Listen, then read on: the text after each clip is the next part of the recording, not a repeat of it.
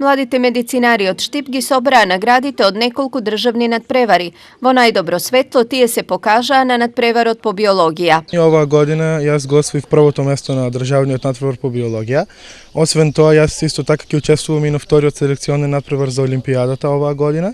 Конкуренцијата беше јака, но сепак сум задоволна со тоа што успеав. Денешниот државен надпревар се здобив со втора награда и покрај големата конкуренција и голема благодарност до професорот, чиј труд и залагање резултираше со наши резултати. Месец мај, фактички датумот уште не го знаеме, последната недела од мај треба да одат на оно што викаме ден од Д, последниот филтер, бидејќи од тие 7 кандидати што беа после првиот тест, ќе се избере екипата што ќе представува Република Македонија. Ништо послаби овдешните ученици не беа ниту на надпреварот по информатика. Учениците од нашето училиште учествуваа на 55-та смотра на млади истражувачи која се одржа оваа година во Куманово и при тоа ние учествувавме во 2 дисциплини, во областа на информатиката, примена на софтвер и во областа на хемија.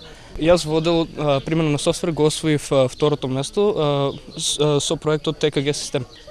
Освен за учење, овдешните ученици покажаа дека ги бива и за спортување. Нашето училиште го представуваа 15 ученици, од тие 15 ученици освоивме 5 медали, 5 награди и тоа државен првак во фрлење ѓуле, Таскова Изабела, во скок во височина 3-то место, скок во 2 штафетни трчања од 4 пати по 100 метара 3-то место и во фрлење ѓуле во женска конкуренција 3-то место.